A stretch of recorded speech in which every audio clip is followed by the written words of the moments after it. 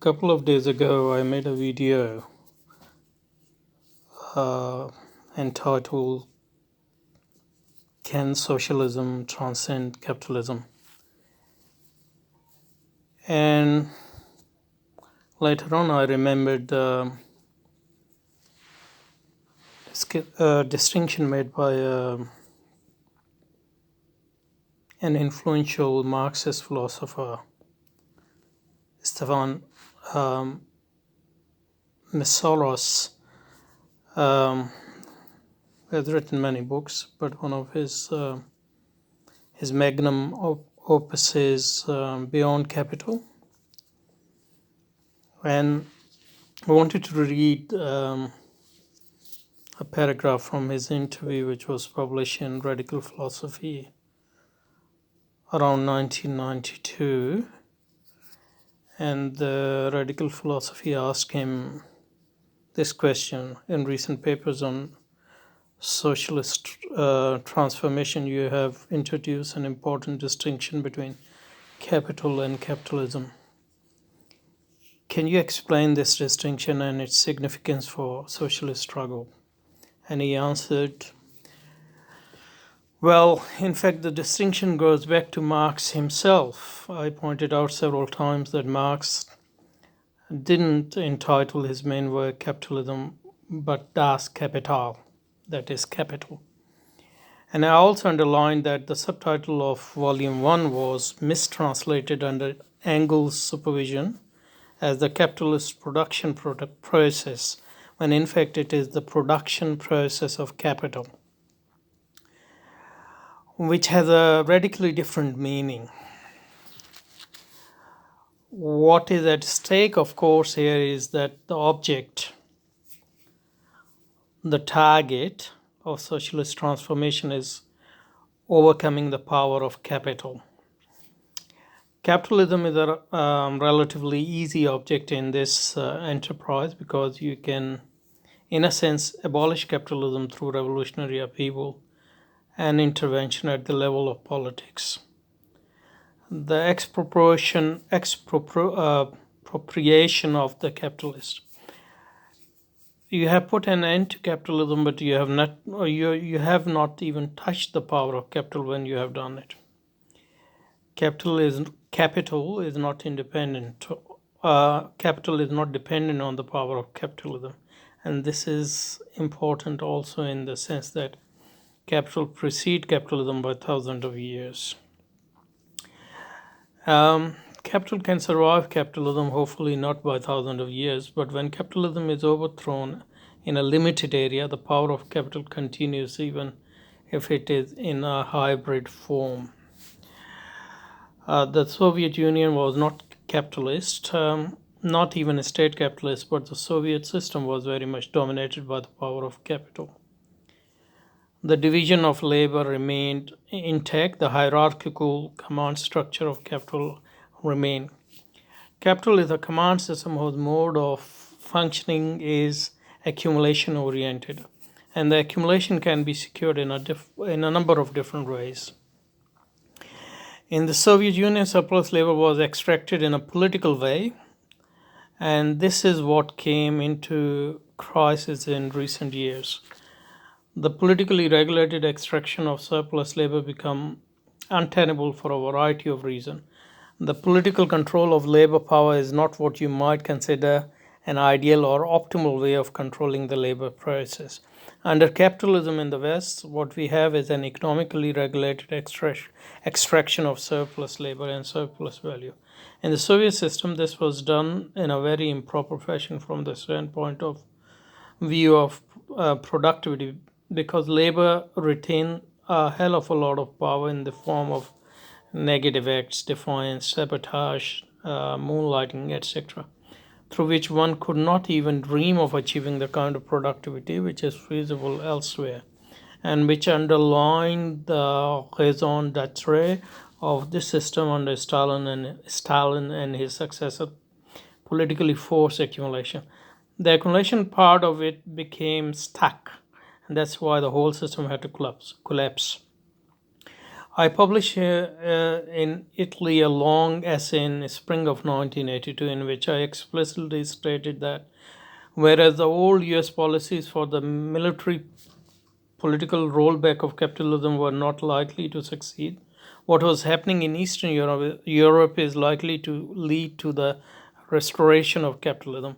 Also found for the same reason that the idea of market socialism a contradiction in terms, because it would, in a wishful concept, want to wed the two modalities of the economic extraction of surplus labor with the politically regulated extraction.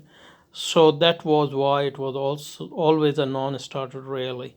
What is absolutely crucial is to recognize that capital is a metabolic system, a social, economic, metabolic system of control.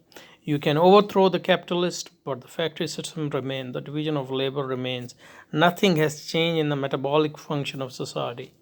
Indeed, sooner or later, you find the need for reassigning those forms of control to personality, and that's how the bureaucracy comes into existence. Bureaucracy is a function of this command structure under the changed circumstances, where in the absence of private capitalism you have to find an equivalent to that control. I think this is very important conclusion, because very often the notion of bureaucracy is pushed forward as a kind of mythical explanatory framework, and it doesn't explain anything. The bureaucracy itself needs explanation.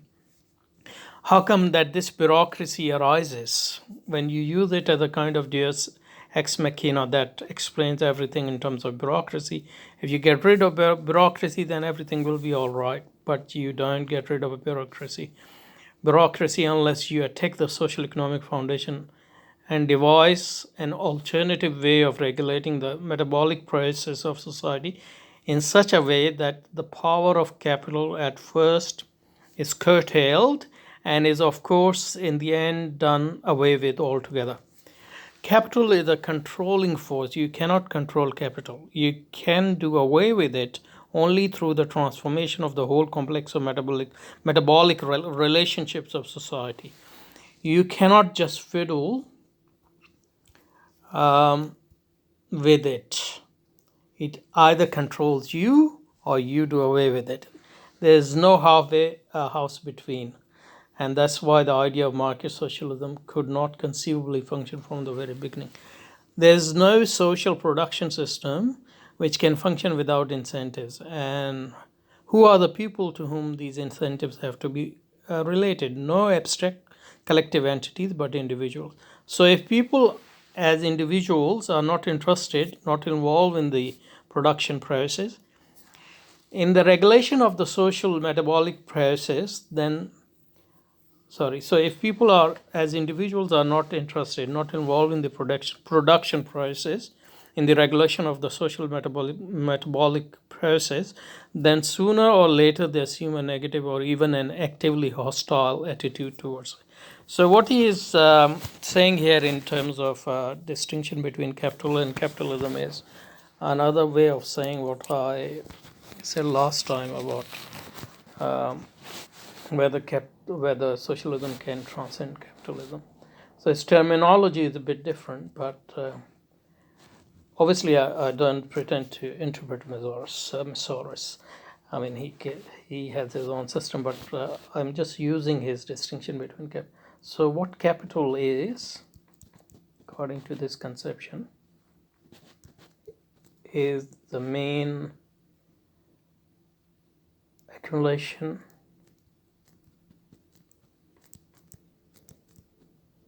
for the sake. That's what capital is. So it's force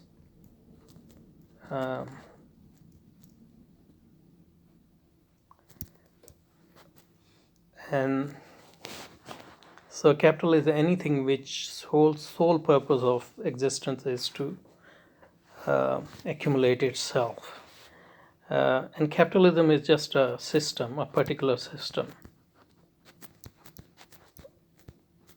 which serve this.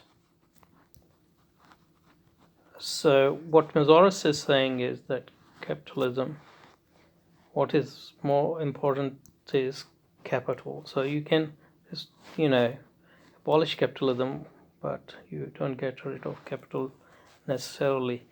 And that's why in Soviet Union, even though there was no capitalism in specific understanding, they were still committed to capital.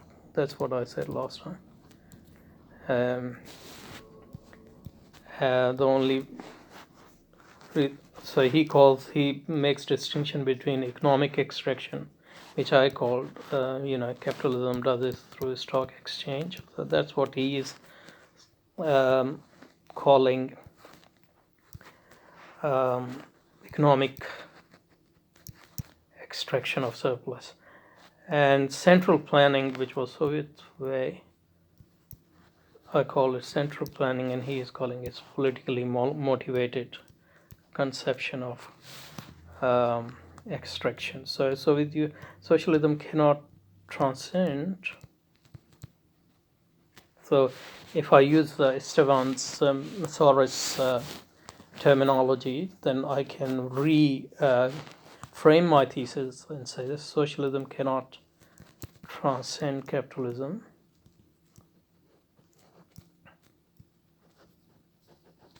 because it is committed to capital. So you can only get rid of capitalism when you get rid of capital. And getting rid of capital means that you get rid of value system on which underlies.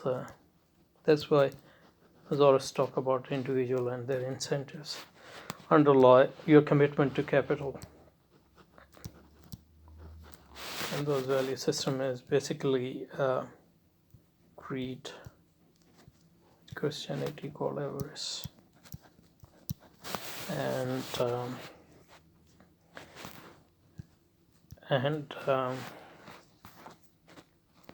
greed and covetousness, jealousy. These are the values which underlie capital. That's why it's saying capital existed before capitalism. So you always had greed and jealousy, but they didn't have a systematic dominance which we achieved through capitalism. So I thought that was interesting that we can we can find obviously Meszaros is not a mainstream or orthodox socialist or Marxist, but he's still very important Marxist.